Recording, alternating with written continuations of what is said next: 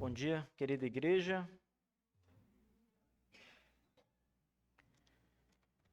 Irmãos,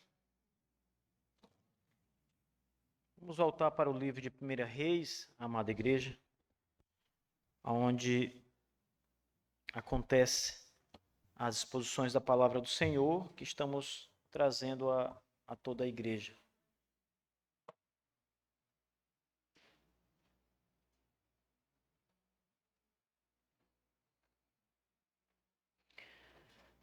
Nessa manhã, nós vamos para o capítulo 18 de 1 Reis.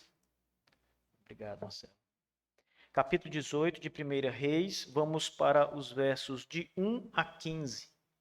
Então, mantenham aí suas Bíblias, por favor, abertas nesse texto, irmãos.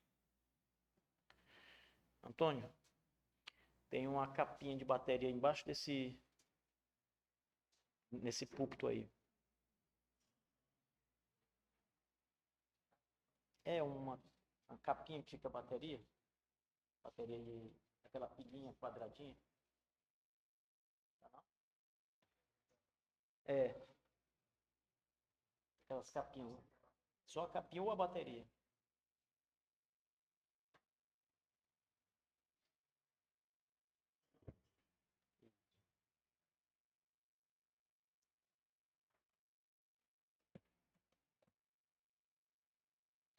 Então, irmãos, 1 Reis, capítulo 18, versos 1 a 15. Hoje eu quero tratar com os irmãos acerca do tema fé inabalável. Essa é a fé que nós devemos ter, uma fé inabalável no Senhor, uma fé que não se abala diante das piores circunstâncias que nós enfrentamos na vida. A fé que nós recebemos do alto, a fé que nós recebemos do Espírito Santo de Deus quando cremos em Jesus, a fé que nos levou a crer em Jesus é uma fé inabalável que nos faz olhar para Cristo com grande confiança, não importa como esteja o cenário na nossa frente. Pode ser que o mundo esteja pegando fogo, irmãos, mas se nós estamos em Cristo Jesus, a nossa fé ela é uma fé inabalável. Então vamos ler 1 Reis, capítulo 18, a partir do verso 1 ao 15. O texto diz assim: E sucedeu depois de muitos dias que a palavra do Senhor veio a Elias no 3º ano, dizendo: Vai, mostra-te a Acabe, e eu enviarei chuva sobre a terra. E foi Elias apresentar-se a Acabe, e houve uma fome extrema em Samaria. E Acabe chamou Obadias, o qual era o governador da sua casa. Ora, Obadias temia muitíssimo ao Senhor. Porque foi assim quando Jezabel extirpou os profetas do Senhor, que Obadias tomou 100 de profetas e ocultou-lhes em 2 grupos de 50 em uma caverna, e os alimentou com pão e água. E Acabe disse a Obadias: Adentra a terra, a todas as fontes de água e a todos os ribeiros. Porventura, podemos achar erva para salvar a vida dos cavalos e das mulas, para que não percamos todos os animais. Assim, eles dividiram a terra entre si para atravessá-la. Acabe seguiu por um caminho sozinho e Obadias seguiu por outro caminho sozinho. E enquanto Obadias estava no caminho, eis que Elias o encontrou. E ele o reconheceu, prostrou-se sobre a sua face e disse: És tu aquele, meu senhor Elias? E ele respondeu: Sou eu. Vai e conta ao teu senhor: Eis que Elias está aqui. E ele disse: No que tenho eu pecado para que tu queiras entregar o teu servo na mão de Acabe para me matar? Como vive o Senhor teu Deus, não há nação ou reino para onde o meu Senhor não me tenha enviado a te procurar, dizendo a eles: Aqui não está. Então fazia jurar os reinos e as nações que não te haviam encontrado. E agora tu dizes: Vai e conte ao teu senhor: Eis que Elias está aqui. E sucederá tão logo eu parta de ti, que o Espírito do Senhor te carregará para onde eu não sei, E assim, quando eu vier e contar a Acabe, e ele não conseguir te encontrar, me matará. Mas eu, o teu servo, temo o Senhor desde a minha mocidade. Não foi contado ao meu senhor o que eu fiz quando Jezabel matou os profetas do Senhor? Como eu ocultei 100 de homens dos profetas do Senhor em 2 grupos de 50 em uma caverna, e os alimentei com pão e água? E agora dizes: vai e conte ao teu senhor: eis que Elias está aqui, e ele me matará. E Elias disse: como vive o Senhor dos exércitos, diante de quem me ponho de pé, certamente me mostrarei a ele hoje. Amém. Vamos orar, irmãos, curve sua cabeça. Poderoso Deus, nosso Pai, nós te damos graças, Senhor, e todo louvor. Nós nos ajoelhamos diante da tua sagrada e santa presença, Pai, para bendizer o teu nome, para reconhecer que só o Senhor é Deus e que não há ninguém, não há outro além do Senhor. Pai querido, que o teu Espírito Santo nos guie agora, Senhor Deus, na pregação da tua palavra, para falar com fidelidade, Senhor Deus, e com toda a verdade da tua Escritura. E para que a tua igreja que nos ouve agora, Senhor, esteja com o coração aberto, pronto a receber a santa palavra de Deus e ser edificado por ela. Senhor, nós entregamos em tuas mãos as nossas vidas, confiando plenamente no Senhor e na palavra do teu poder.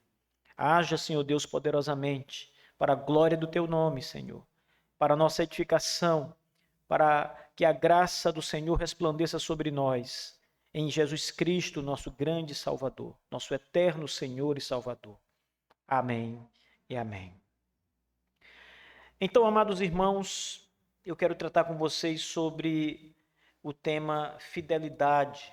Nós precisamos relembrar, hora ou outra, esses grandes temas que a Escritura Sagrada coloca diante de nós.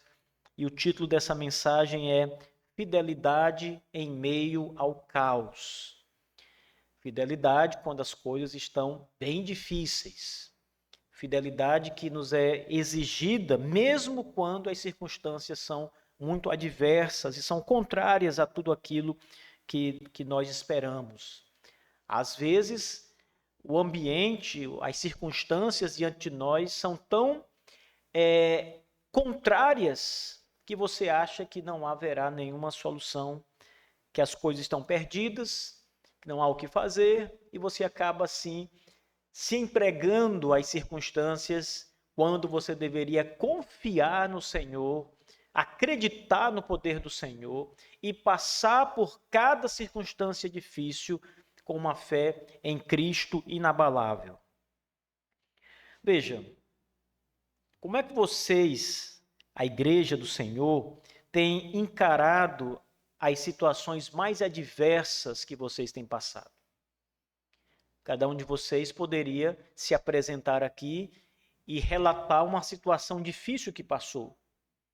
Como pastor, eu escuto muito dos irmãos, de vocês e até de outros irmãos, o coração sendo aberto, irmãos, diante de dificuldades. Pessoas que chegam e relatam grandes tormentas que estão passando, ou então relatam como foi difícil passar por algumas coisas do passado, algumas tribulações do passado. Mas a pergunta é: como você estava espiritualmente, em sua fé em Cristo, em sua confiança no Senhor, quando passava por tal tormenta na vida? Quando as coisas vão mal, como é que fica a sua confiança, a sua fé em Deus? Quando a providência divina atua contra você, trazendo dificuldades para a sua vida, trazendo aflições para a sua vida, dores, medos, como é que você encara tudo isso? Em quem você busca consolo, força, fortaleza? Você se mantém inabalável na sua confiança em Deus, mesmo quando as coisas estão muito difíceis? Irmãos, muitos cristãos já passaram por situações adversas na vida. E quando eu me refiro a situações adversas, eu não estou falando aqui dessas adversidades cotidianas que todos passam. Eu estou me referindo a situações realmente muito difíceis de suportar. E muitos dos nossos irmãos do passado já tiveram que suportar coisas assim. Quem de vocês não lembra, por exemplo, das histórias que já foram relatadas aqui neste púlpito acerca dos mártires do primeiro, do segundo e do terceiro século da história da igreja?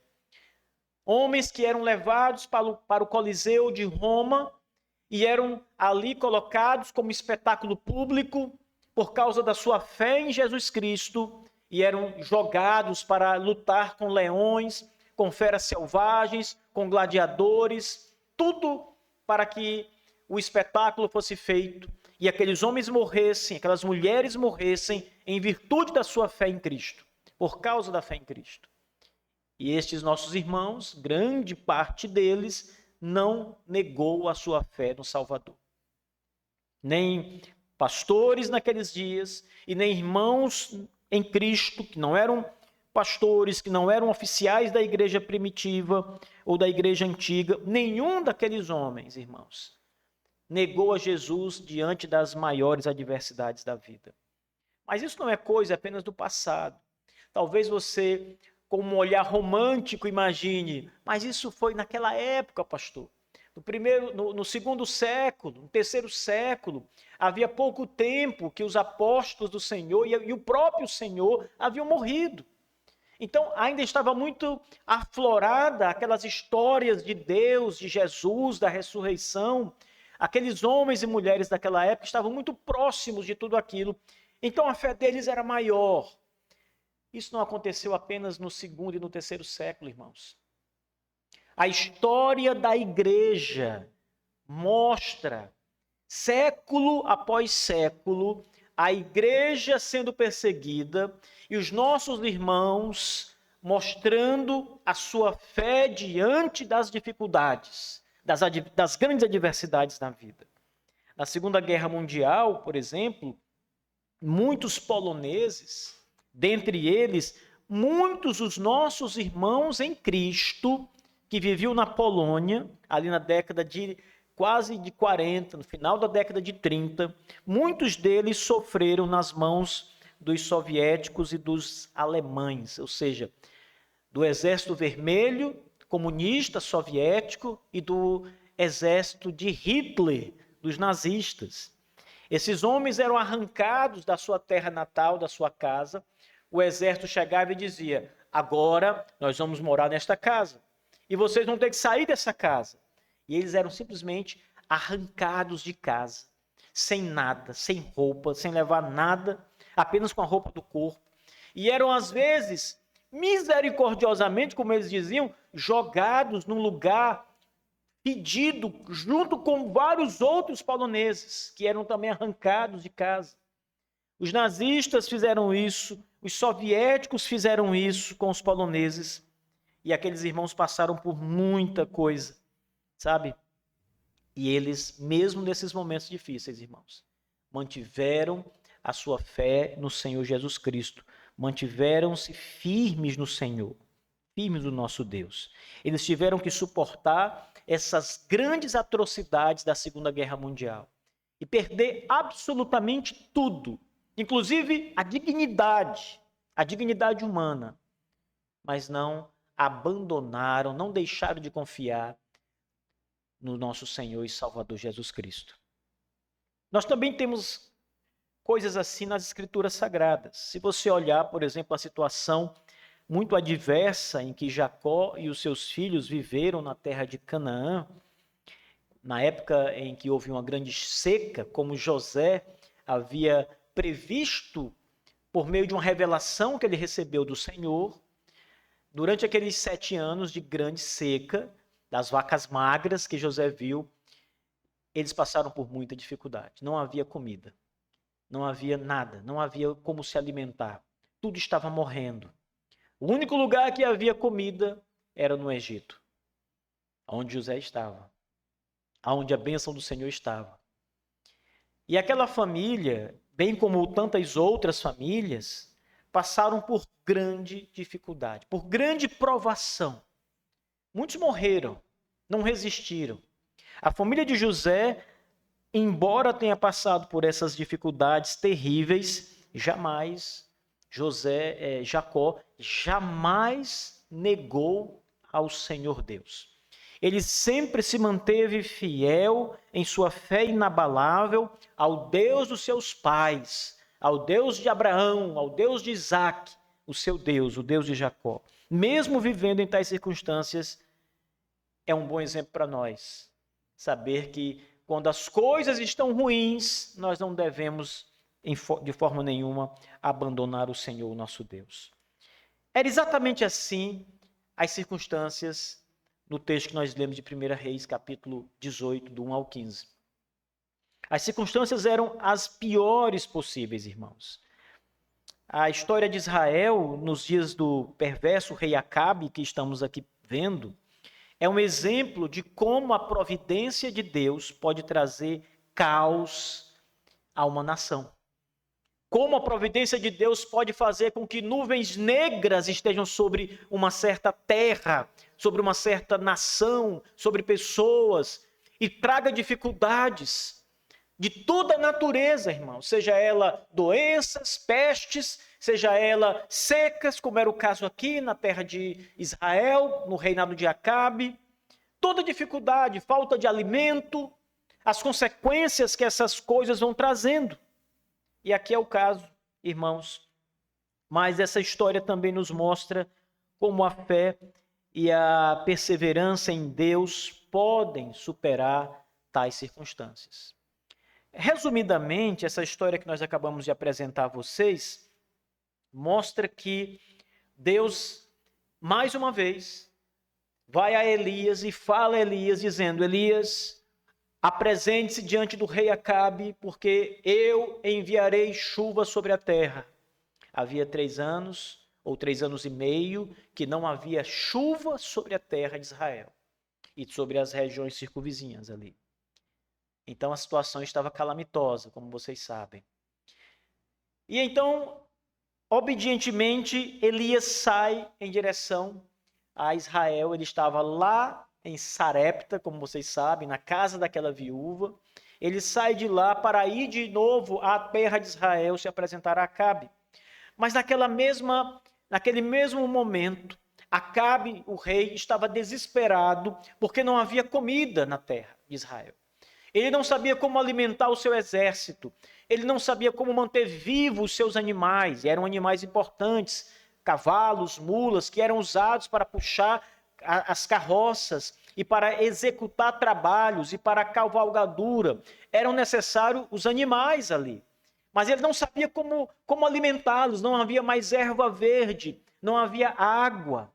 E ele então chama o seu governador, que na verdade era o responsável pelo palácio.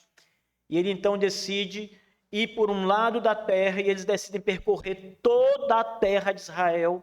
E Acabe diz: eu vou por esse lado, você vai por esse, e nós vamos tentar encontrar alguma coisa para alimentar os animais. E nessa eles se separam e vão. E então Obadias, que era esse homem governador da casa, ou o responsável pelo palácio, encontra Elias no caminho. Elias está indo se encontrar com Acabe.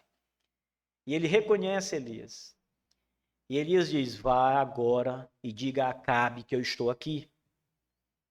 Só que Elias havia sumido por muito tempo. Deus havia preservado Elias, escondido Elias para que ninguém tocasse nele.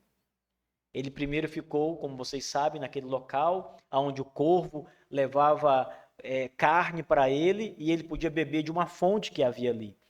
Quando a fonte seca, Deus leva Elias para a casa de uma viúva numa terra fora de Israel, a terra de Baal, dos deuses estranhos, mas ele leva Elias para ali e ele sustenta Elias na casa de uma viúva.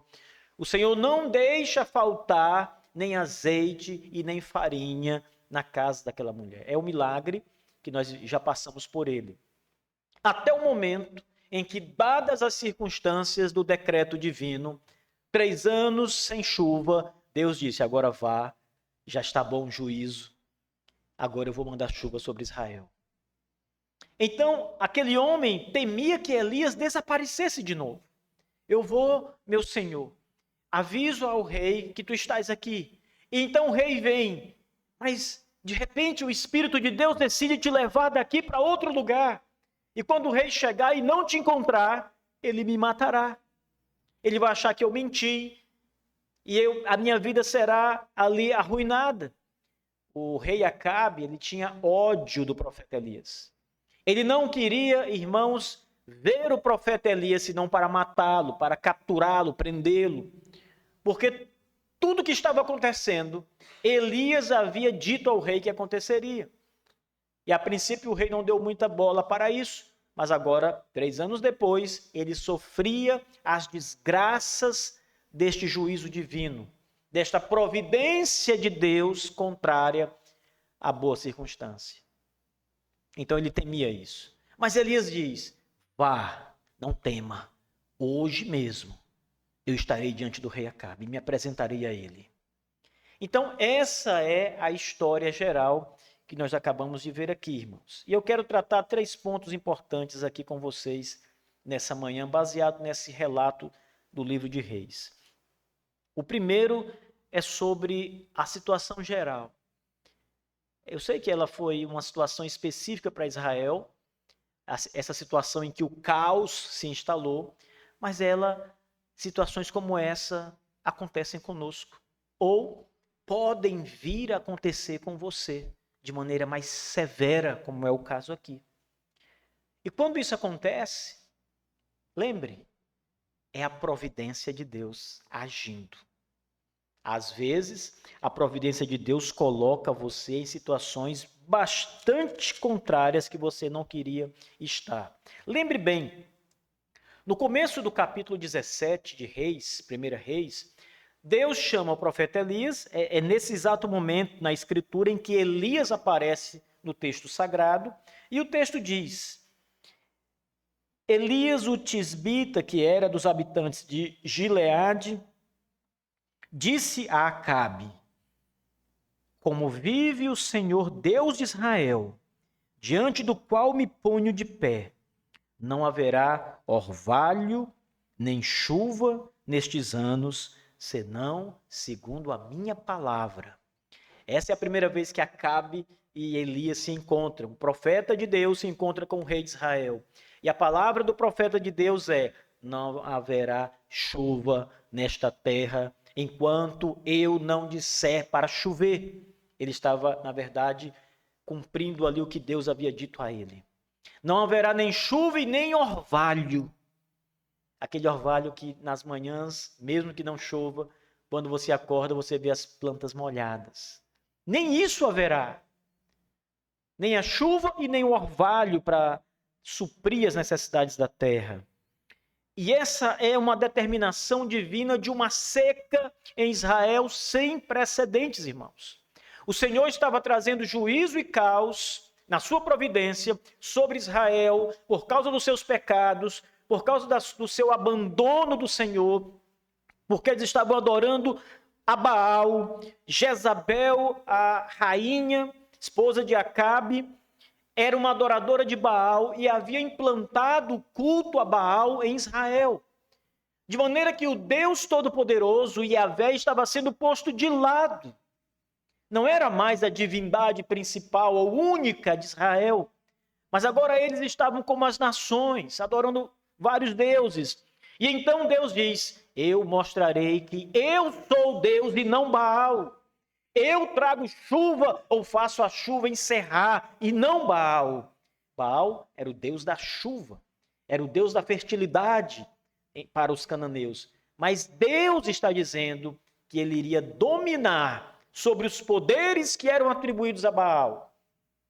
E Deus estava dizendo que ele e não Baal era o Deus que fazia chover ou fazia a terra secar. E ele está provando isso com essa palavra para o rei Acabe por meio de Elias. E durante 3 anos houve seca prolongada, irmãos. Note agora no capítulo 18, que o nosso texto começa dizendo exatamente isso. E aconteceu depois de muitos dias. Esses muitos dias que o verso 1 está nos informando aqui, são exatamente os 3 anos que Deus havia dito que não haveria chuva sobre a terra de Israel. Depois de muitos dias, no verso 1, Deus decide então trazer a chuva de volta. Deus vai trazer chuva sobre Israel. Mas até aquele momento, lembrem, nada de chuva, nada de orvalho, e somente crise, e somente situação adversa, somente as consequências. O verso 2, o texto diz, no capítulo 18, que havia uma fome extrema em Samaria. Isso nada mais é do que uma consequência comum da escassez de chuva. Não há chuva, não há plantações, nada resiste. Às vezes a terra consegue resistir um ano de seca, e aí quando ela está quase minguando, vem a chuva e tudo começa de novo. Aquele ciclo da vida é renovado. Mas irmãos, aqui quando Deus traz essa palavra para Elias, de que não haveria chuva por 3 anos, já estava com alguns meses de seca, um período normal da seca, e eles estavam esperando a chuva. Geralmente eram 6 meses sem chuva. E quando Deus diz que haverá 3 anos sem chuva, junte-se aos 6 meses anteriores, já eram 3 anos e meio sem chuva, sem água sobre Israel. Não há terra que suporte tanto tempo sem chuva, sem água. Não há planta, não há erva que continue verde depois de tanto tempo sem chuva. Às vezes, quando a chuva começa a cair na nossa terra, e tudo está seco, não é? Um dos americanos que esteve conosco olhou para a paisagem num período de seca e ele disse, né? Olha, aquela árvore está morta, não é? E não estava morta. É porque na seca, no período da escassez, as folhas caem e fica ali só os galhos. Parece que está morta, mas não está. Quando vem a chuva, ela floresce de novo. Aquela grama no chão, a erva, totalmente seca. Mas quando as primeiras gotas de chuva começam a cair, a babugem nasce e fica tudo verdinho. Coisa mais linda, não é? Aqui, irmãos, são 3 anos e meio sem água, sem chuva, sem orvalho. É claro que essa situação trouxe sobre Israel consequências graves. E uma delas é a fome extrema. Lembra? Quando Elias estava na casa da viúva, em Sarepta, irmãos, ele também foi atingido por essas circunstâncias. Vocês acham que Elias estava fora dessa providência divina? Não estava. Elias estava na mesma terra que não chovia. Elias estava no meio do mesmo povo que passava necessidade. Quando ele está lá na caverna, se não fosse a mão de Deus providencial, enviando um corvo diariamente para alimentá-lo com carne e com água, a água que havia ainda naquele riacho, Elias teria padecido, ele teria morrido. Ele só não morreu porque Deus o sustentou providencialmente, no meio desta crise, no meio dessa circunstância terrível. Ele era segurado pela mão de Deus. E quando a circunstância ali começa a piorar e a fonte de água seca, o corvo não poderia trazer água para Elias. Ele poderia trazer no seu bico, nas suas garras, carne, pão, qualquer coisa assim. Mas água não dava. Mas o Deus da providência leva Elias até outro lugar. E nesse outro lugar, a viúva de Sarepta estava ali para fazer a sua última refeição. Ela só tinha um bocado de óleo, de azeite e um bocado de farinha. E ela diz, só dá para comer eu e meu filho pela última vez e depois nós vamos morrer. Mas Deus leva Elias para ali e Deus milagrosamente, com seu poder, não permite que aquele azeite acabe e que aquela farinha acabe. Então, o Senhor vai sustentando na adversidade o seu servo. O Senhor vai mantendo o seu servo na adversidade, com todos os problemas acontecendo, mas a mão de Deus vai guiando e sustentando Elias. Percebem isso? Elias não estava fora das circunstâncias adversas que cobriam Israel. As consequências daquela seca também tinham atingido o profeta Elias, ainda que Deus o suprisse, ainda que escondendo o profeta, cuidando dele, mas ele estava naquele mesmo ambiente, irmãos, de grande diversidade. E você olha para Elias e diz: Elias realmente é um homem de Deus, porque ele se manteve fiel ao Senhor. Ele cumpriu tudo que Deus disse a ele. Foi fiel em todas as coisas. Mas Elias não é maior do que o nosso Senhor Jesus Cristo. E Jesus também, o nosso Salvador, irmãos, também passou por adversidades quando esteve aqui na terra, quando se tornou homem, se revestiu de carne e viveu no meio de nós.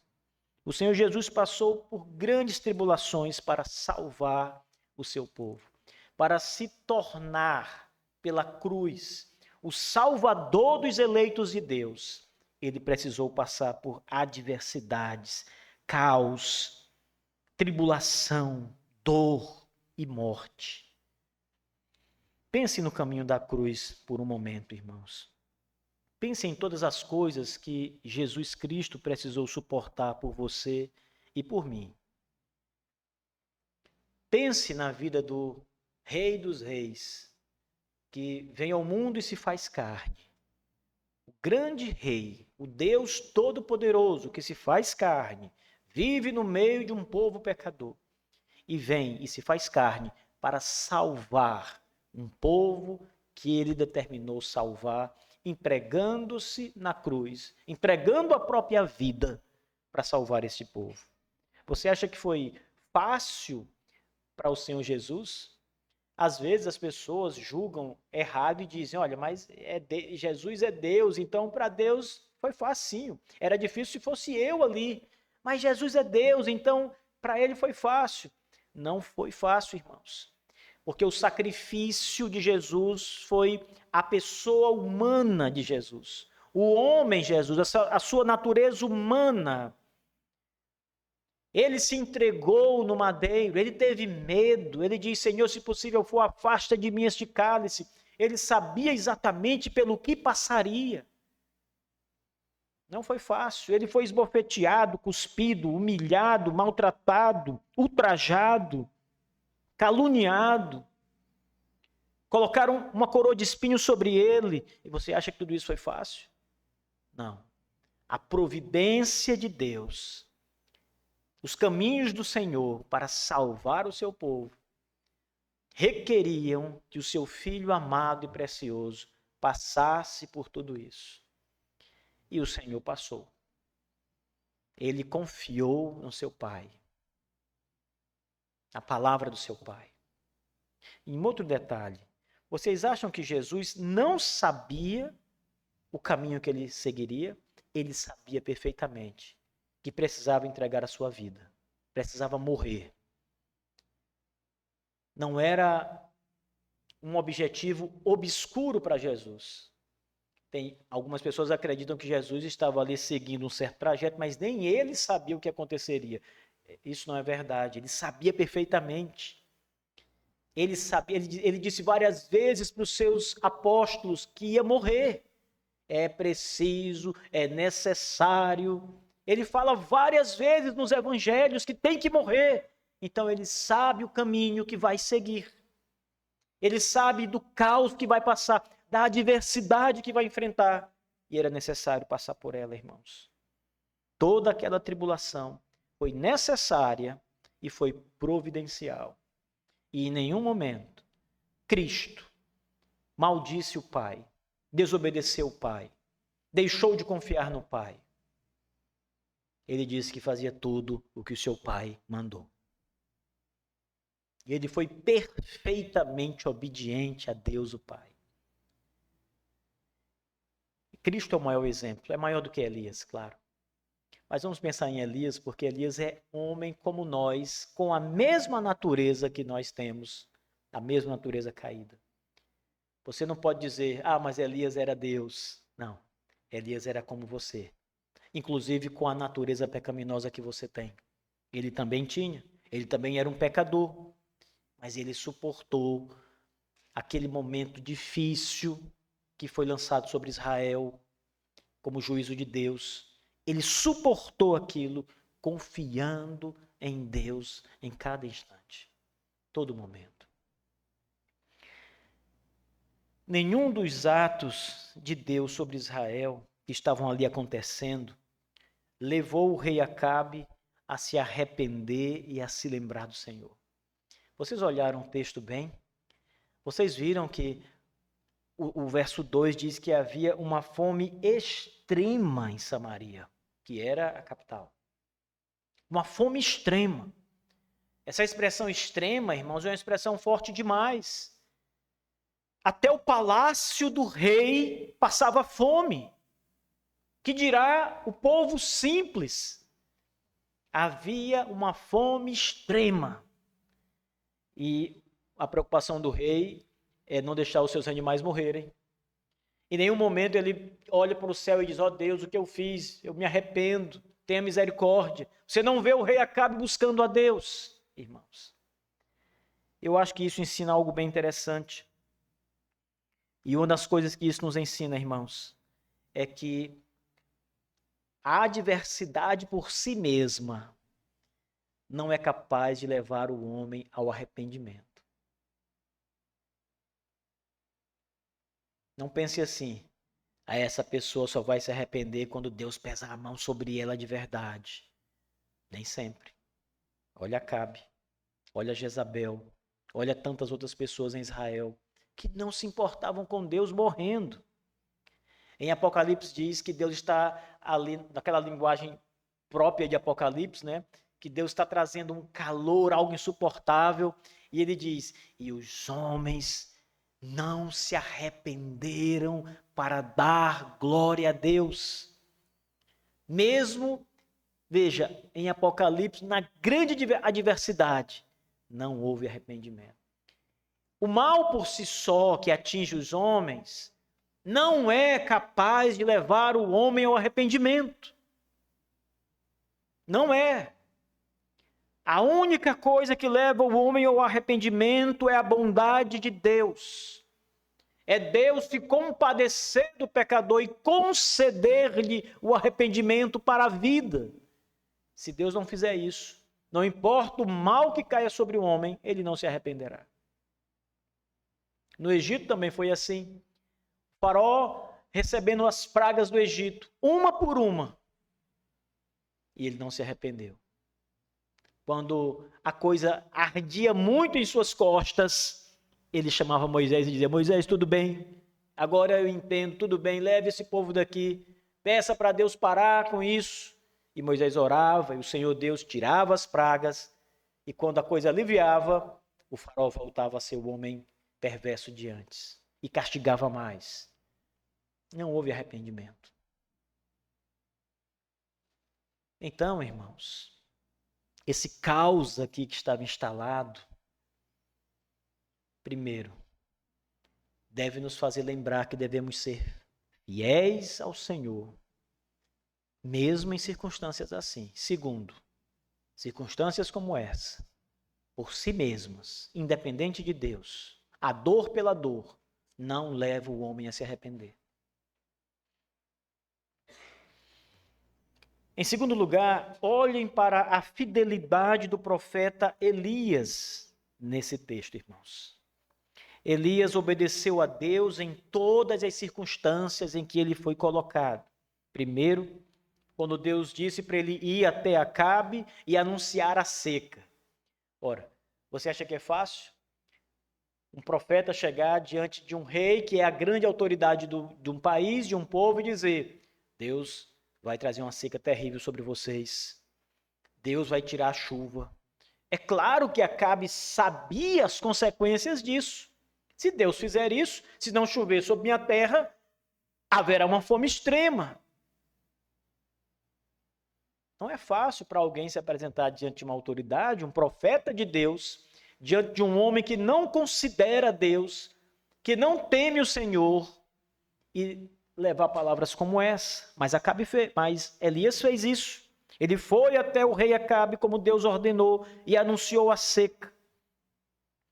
Vocês acham que quando Deus disse a Elias, vai, se dirige até um lugar X na floresta, eu vou cuidar de ti ali no meio daquele caos, no meio da floresta. E Elias obedeceu a Deus. Ele saiu do centro da Samaria e entrou nas florestas de Israel, onde ninguém morava. E ali o Senhor sustentou Elias, com água e com comida. Ele obedeceu a Deus mais uma vez. Isso pode parecer, à primeira vista, algo fácil. Mas está numa floresta, debaixo de árvores, né? Não é tão ruim assim. Ainda mais que havia ali um lago, né? Alguma coisa assim, Elias banhava, bebia. Então parece até paradisíaco, né? Parece até bom, mas não era, irmãos. Agora, nesses dias que eu estive em São Paulo, eu estava conversando com um irmão que estava me levando de uma cidade para outra, e a gente passou por um lugar e ele disse, pastor, você está vendo aquele bosque ali? É uma pequena floresta, não era algo grande, gigantesco. Eu disse, sim, estou vendo. Ele disse, pastor, uma senhora que era separada, mas ela era casada com um irmão da igreja. Essa mulher saiu para fazer uma espécie de... Como é que dá o nome? Quando a pessoa sai caminhando pela floresta, trilha. Só que ela foi acompanhada, né, com outras pessoas. E de repente essa mulher se desviou da trilha e acabou se perdendo. E ela passou 4 dias perdida no meio dessa pequena floresta. E ela foi para perto de uma represa que tinha água. E durante 4 dias, irmãos, ela só bebeu água. Ela foi encontrada e ela estava completamente desnutrida, pálida, não conseguia quase que mais ficar de pé, porque não conseguiu comer. Esses dias e só bebeu água. Ainda bem que tinha água, né? Para ela hidratar. Irmãos, não é fácil. Deus, quando leva Elias para esse lugar ermo, ou seja, no meio do nada, e mantém Elias ali vivo, com água, e levando carne para Elias com os corvos, apesar da providência divina, não é fácil, a situação não é fácil. Mas Elias obedeceu ao Senhor. Elias foi fiel ao Senhor.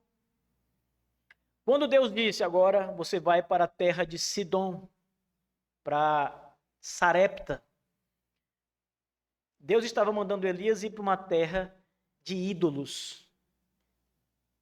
A terra de Jezabel. Ela veio de lá.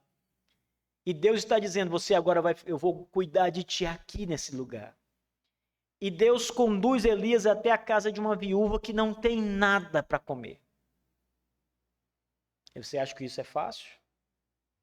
Confiar na palavra de Deus. Deus disse, agora você vai para Sidom. E Elias então se levantar da floresta e sair caminhando em direção a Sidom. Não é fácil, precisa confiar em Deus. Precisa estar disposto, ter uma fé inabalável para fazer o que Deus manda. Agora, por último, Deus diz, vá e se mostre a Acabe, o rei. Ora, Acabe queria estraçalhar Elias. Mas Deus diz, vá e se mostre diante do rei. É fácil isso, irmãos? Você trazer um prejuízo para o reino com a sua palavra, dizendo, eu profetizo que não haverá chuva aqui. Você acha que o rei queria ver Elias passando bem? O próprio Adonias diz, o rei Acabe já mandou te procurar em todas as terras, em outros reinos. E quando as pessoas diziam, não, ele não está aqui, ele os fazia jurar. Porque se fosse mentira, e alguém estivesse escondendo Elias, Acabe os mataria. Então Acabe colocava sob juramento os povos, as cidades, os reinos, jurando que Elias não estava ali. O que Elias queria? O que Acabe queria com Elias? Se não quebrá-lo no meio, matá-lo, destruí-lo. Agora Deus diz: vá, fique bem na frente do rei Acabe, apresente-se a ele. É preciso confiar em Deus, irmãos. É preciso estar seguro de que Deus é Deus e que Ele vai cuidar de você. E que em toda e qualquer circunstâncias o Senhor vai cuidar de sua vida. E Elias confiou. Elias demonstrou coragem. Mais uma vez, irmãos, à semelhança do profeta Elias, o nosso Senhor Jesus Cristo sempre esteve disposto a obedecer a Deus, o seu Pai, em qualquer circunstância. Tudo que o Pai disse, o Filho fez. Não é verdade? Até ir para a cruz do Calvário. Tudo que o Pai falou, o Filho fez. E ele disse isso. Jesus diz que obedece o Pai. Eu falo o que o meu Pai me mandou falar. O que eu ouvi meu Pai dizer. Ele foi perfeitamente obediente e confiante no seu Pai Celeste. Mesmo quando o Pai diz, é preciso que você entregue a própria vida. É preciso que você morra para salvar esse povo. É o seu sangue que vai trazer a redenção para esse povo. Mesmo diante disso, ele obedeceu ao Pai. Mas talvez você diga mais uma vez, não, mas aí é Cristo. Elias não foi pedido entregar a vida? E quando você fala de Cristo que é Deus e homem. Mas nós temos também casos assim na Escritura, irmãos, com homens que eram como nós. Vocês lembram quando Deus diz a Abraão, eu quero que você queime o seu único filho, Isaque, a quem você ama. Veja as palavras do Senhor. Note, ele diz, eu quero o seu único filho, que era Isaque, era o filho da promessa, era o filho da velhice de Abraão. Com 100 anos, Deus dá um filho a Abraão, Isaque. Ele havia prometido esse filho. Sara, estéril, Deus abre o ventre dela para ser fértil e entregar o filho para Abraão. Agora Deus diz, eu quero esse filho, teu único filho. E ele ainda diz, aquele que tu amas. Sabe o que Deus estava dizendo para Abraão? Eu quero saber se você ama mais o seu filho ou a mim. Porque tudo que Abraão queria era um herdeiro. Eu quero saber se você ama mais o filho ou a mim. Onde está o seu coração de verdade? E o que Abraão faz? Ele obedece. E ele estava mesmo disposto a matar o filho. Como diz o texto. Ele amarra o filho, coloca em cima do altar, põe lenha, gravetos para queimar como Deus havia mandado.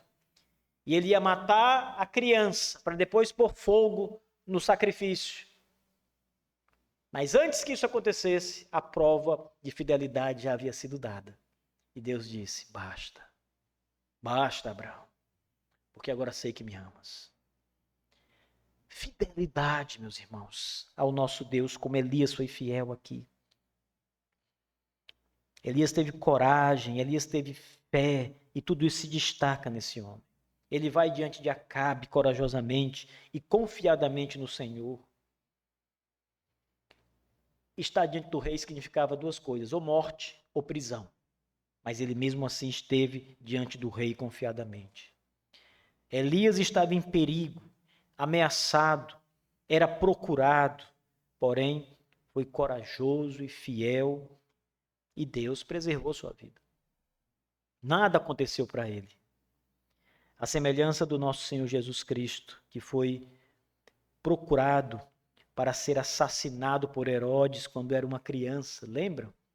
Assim como Acabe mandou todo mundo atrás de Elias, E quando as pessoas não achavam, diziam, olha, ele não está aqui, e eles eram colocados sob juramento, quando Jesus era uma criança, irmãos, e Herodes queria matar Jesus, Deus disse, eu vou te tirar daí e te proteger, meu filho, e vou te levar para o Egito.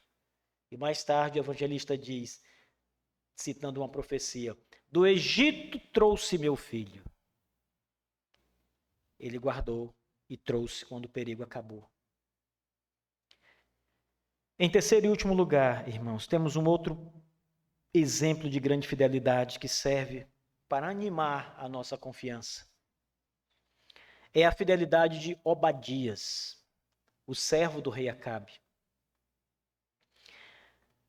Primeiro, a Bíblia diz, no verso 3, que Obadias, leia o texto, Obadias temia muitíssimo ao Senhor, a Deus verdadeiro.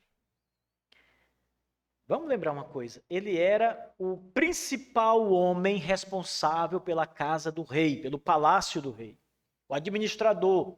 A minha versão usa o termo governador, que significa governador do palácio, abaixo do rei, é claro. Ele que cuidava de tudo.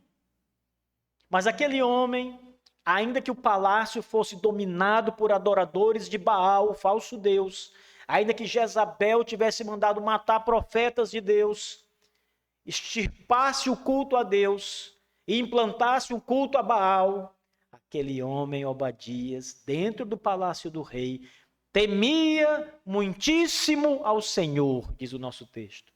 No verso 12, ele diz, o próprio Obadias, que desde a sua mocidade ele teme ao Senhor. Veja o verso 12, irmãos.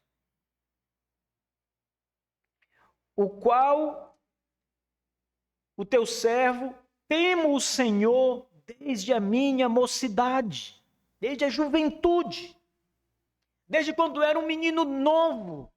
O seu coração temeu a Deus e ainda temia ao Senhor, apesar das circunstâncias, irmãos.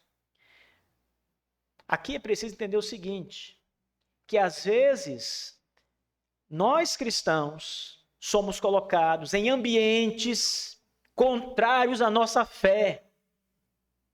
Você é jogado numa universidade que tem ateus, que tem tudo que é contrário à religião. Você é colocado para viver num país onde a fé em Cristo é proibida, como nos países muçulmanos, como nos países comunistas. E você está em situações difíceis ali, irmãos, e precisa continuar fiel ao Senhor. Era o caso de Obadias. Temia muitíssimo. Mais uma vez, há aqui uma espécie de superlativo. Ele não temia muito ao Senhor, ele temia muitíssimo ao Senhor. E desde a juventude, o coração dele temia a Deus. Sabe, irmãos, eu creio que houve muita providência divina para sustentar Obadias também. Ainda que a Bíblia não fale diretamente como Deus fez isso, como sustentou, mas o fato é que esse homem, no meio de um lugar inóspito, idólatra, servia a Deus e temia muitíssimo ao Senhor. Não se entregou ao culto a Baal, não adorou Baal, não se curvou ao rei e nem à rainha Jezabel, ainda que os servisse como empregado. Conseguiu fazer isso sem abandonar a fé em Cristo, sem deixar de temer o Senhor. Ele foi fiel ao Senhor, ainda que vivesse no palácio de um rei idólatra. Mais uma vez, irmãos, Jesus foi fiel ao seu Deus e Pai, mesmo estando sob as ameaças do príncipe deste mundo, que é como a Bíblia chama Satanás. O diabo chega para Cristo na tentação e diz: todos os reinos do mundo são meus, e eu os darei a ti, se prostrado me adorares. É o Deus deste século, como diz a Bíblia. E Cristo esteve aqui, diante dele, e não se prostrou a ele. manteve firme a sua palavra com seu pai, fiel ao seu compromisso, ao seu Deus, ao seu Senhor. Ele disse ao diabo: somente ao Senhor teu Deus adorarás. É o que estava escrito. Ele estava repetindo para Satanás que só adorava o Deus do céu e da terra, o Criador, o Todo-Poderoso. Obadias também demonstrou a sua fidelidade a Deus quando, diante da perseguição promovida por Jezabel contra os profetas do Senhor, ele escondeu e salvou da morte 100 profetas, irmãos. Que grande número de vidas foram salvas por esse homem. Vidas de profetas de Deus. E ele sustentou esses homens durante vários e vários dias com pão e água, que ele levava do palácio de alguma forma para dar àqueles profetas comida. Ele levou os profetas para cavernas escondidas, longes, e ali ele mandava o suprimento diário de pão e água.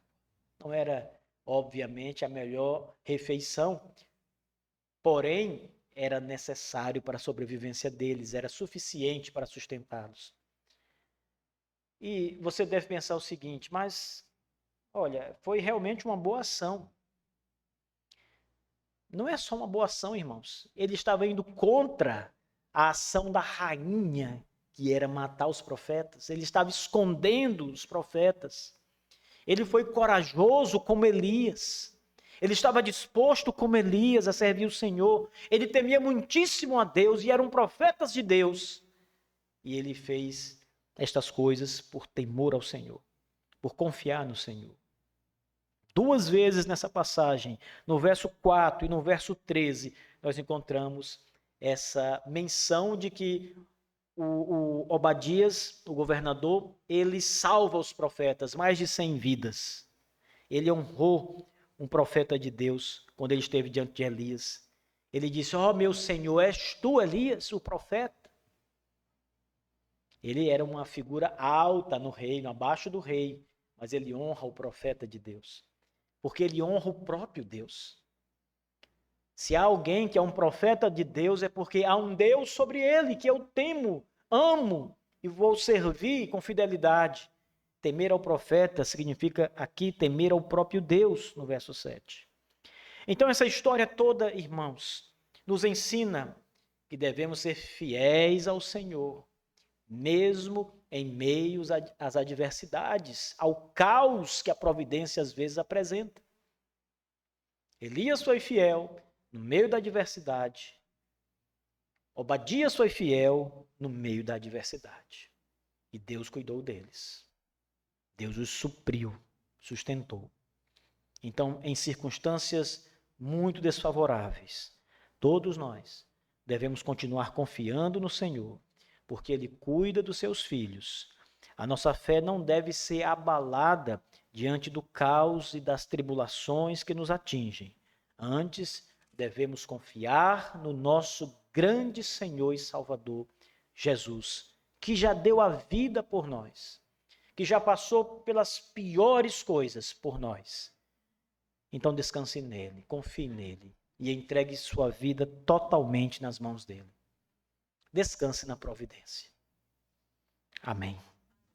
Que o nosso Deus Todo-Poderoso, irmãos, tenha compaixão e misericórdia de nós e nos ajude a temer ao Senhor e servi-lo com fidelidade todos os dias.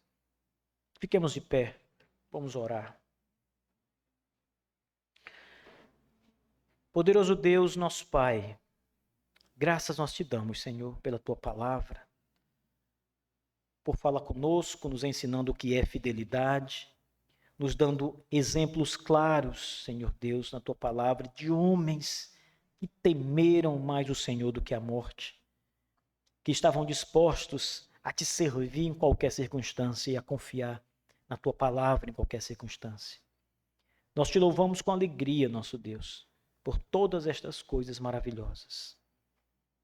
Abençoa a tua igreja, que esta palavra seja um bom suprimento para os nossos irmãos, para a edificação deles, para que eles sejam encorajados a servir o Senhor e confiar no Senhor. Em nome de Jesus nós oramos agradecidos, Senhor. Amém. Muito bem, queridos irmãos, podeis sentar.